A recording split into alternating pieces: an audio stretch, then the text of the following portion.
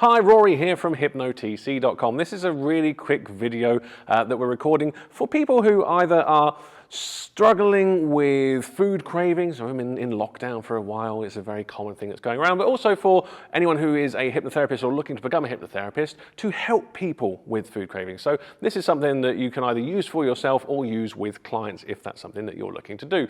So food cravings are, well, we talk about food cravings. There are many different types of cravings, and cravings are a very subjective thing. Some people are, really food craving oriented, but don't really crave any other things. And there are specific types of food that will set some people off, and other people don't really care. So bear in mind that cravings are a very subjective thing. This is just focusing on food cravings. So if there are any other kinds of cravings that you're interested in learning about in a bit more detail, feel free to get in touch in the comments below or send us a message. We're always happy to have a chat. With cravings, they are it's where we want something, and obviously food in this example. And by wanting that thing, we are creating an emotional disturbance when we don't have that thing. So it causes us to feel unpleasant in some way. There are very many different symptoms. When someone feels a craving, they can feel irritable, they can feel hard done by and deprived, they can feel anxious, they can feel angry even. So all of those things can potentially happen when someone's been feeling a craving or resisting something specifically that they have been craving. And I'm sure you may know what that's like for you personally as well. When we stop having that craving, when we resist the urge and do not have the thing that we've been craving for however long, that starts to form a new habit. It starts to form a new neural pathway, a new way of responding. Whereas, especially if you've been overeating a specific food and you've always kind of just had it, at that point, that is your habit. That is the neural pathway that you have. And to change that requires action. It requires you to do a new thing, but repeat it over and over and over. And the more times you do that, the stronger that neural pathway, the stronger that habit will become. So during this video, we're going to show you 3 different ways to stop that craving in its tracks so that you can create a new habit and so that you can feel better and have more control over your eating. So here is Kate for the very first tip. The first technique that we're going to share with you today is something that I suspect you're probably doing right now, because you're breathing.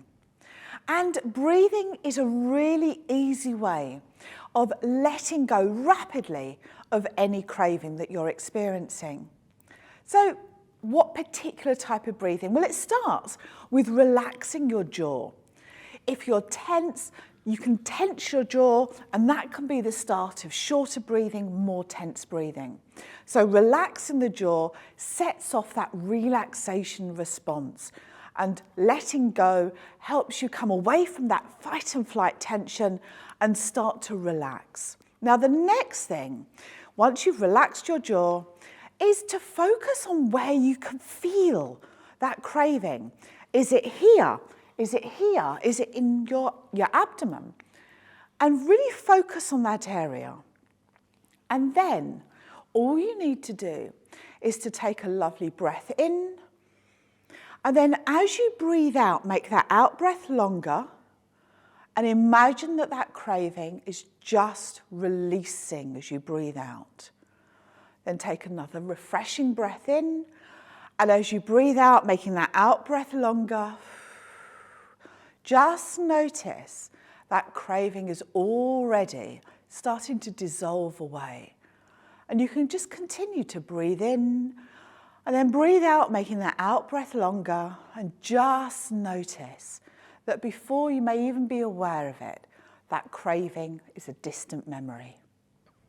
So alongside breathing, which is a fantastic way to quickly shift your state, we have another thing that is featured widely throughout the hypnotherapy world, and this is something that's called submodalities shifting. A submodality is basically, well, we all have different modalities. They're our senses, basically, so visual, auditory, kinesthetic, so that is seeing things, hearing things, and feeling things. You also have olfactory, gustatory, which is taste and smell. Doesn't really factor into this so much with cravings. Submodalities are breaking those primary modalities down into smaller, manageable chunks that you can tweak and that you can change. And by changing the submodalities of a craving, the feeling specifically of a craving, you can make it less intrusive. You can actually make that feeling, that craving feeling, feel like a different thing altogether, which is a very powerful, quick way to stop that craving and go on and do something completely different, unaffected by what it was that used to bother you. So let's say, for example, if you've got a craving, let's say you feel it in your stomach maybe, and that's not the physical, rumbling of your stomach, it's more of an internal feeling, kind of like an emotion. If you feel like anger, you might feel anger somewhere in your body specifically. So if you focus on your feeling of craving, notice where in your body that might be. So if I was craving something, maybe, I don't think it'd be quite in my stomach, it'd probably be about here in my torso. I don't know why, that's just where it feels like it would be. Then I would check in with that and I would try and get more information about how that represents itself to me.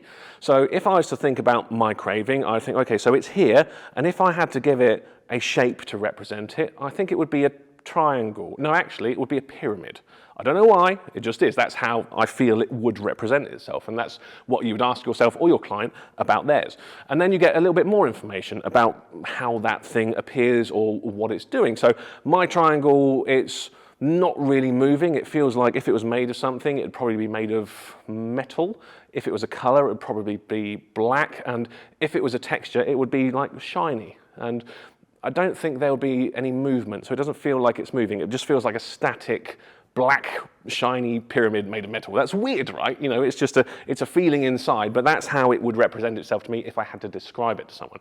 It's at that point, when you have that information, and it's something that you can do yourself out of hypnosis, in hypnosis, just like all of these techniques, and you can think about that, connect to it, and imagine changing it, and notice how that changes what you're feeling in association with that. So I take that triangle, I say, right, okay, let's imagine changing the shape of it, and I'll pop it out from a pyramid and make it into a circle. Does that feel better? Immediately, yes. Imagining that, it does feel better. Can I make it bigger or smaller? It's about that size at the moment. If I shrunk it down from there down to there, that actually makes my feet tickle.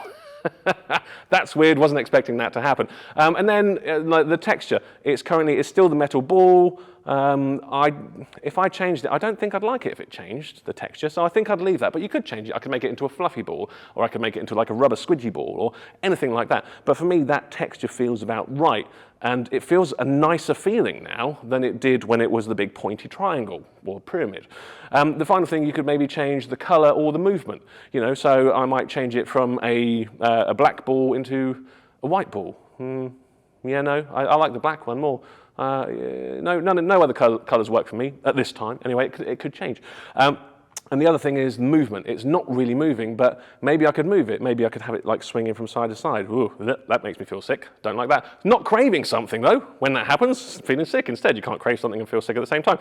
Maybe rotating it. That feels quite nice actually. Let's have a spinning rotating ball that's going really quick, and it actually makes my feet tickle even more. Weird. But I like it, and it feels nicer than a craving. So the submodality shift is something that's so simple to do. It takes a couple of minutes just to sit there and focus on that feeling and think outside the box about what that experience is like and how that would represent itself to you.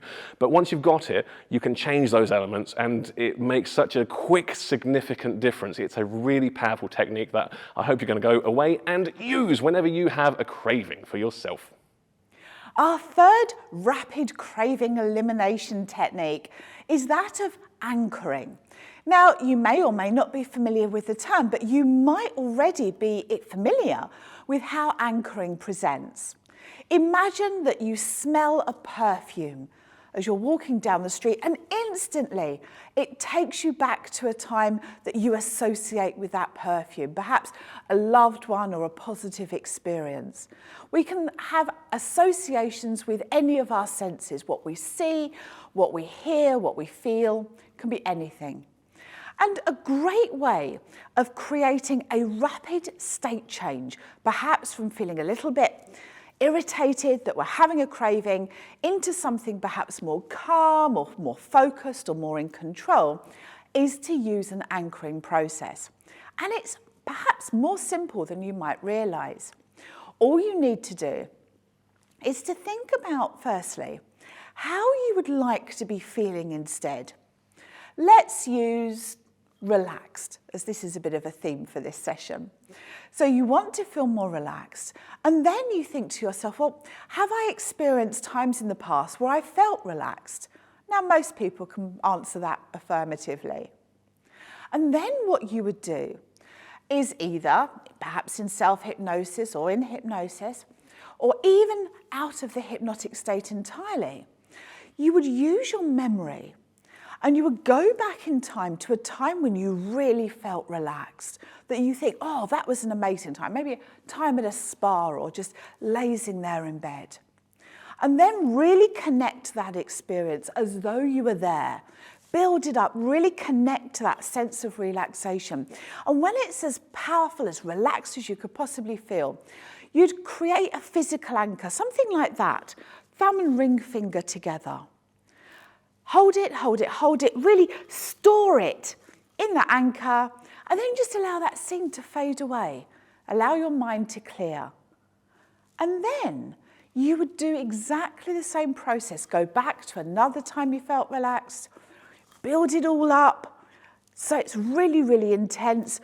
Store it in the anchor, hold it, hold it, hold it. Allow that scene to fade, allow your mind to clear. Doing it about 5 or so times really creates a positive association. It's almost like you're putting 5 servings of relaxation into this point. So if then you notice you're feeling a little bit irritated, you can use your powerful anchor and just simply relax. So we hope you've enjoyed these 3 rapid craving release tips. They are absolutely fantastic to get yourself out of that craving mentality and doing whatever else it is that you want to do. If you'd like to learn more about how to use these either for yourself in self-hypnosis or with clients as a hypnotherapist, that's something you can learn on our Hypnotherapy Diploma course. We have an upcoming course that's starting very soon, and whether you have no experience with hypnosis or hypnotherapy whatsoever, you've already trained elsewhere and you'd like to upskill and get a really nice new certificate, or even if you're a complementary therapist and you'd like to add hypnotherapy to your toolbox, this is the course for you. There's more information in the link below, but otherwise, if you have any questions, feel free to contact us directly. We are always happy to help. See you on a course soon.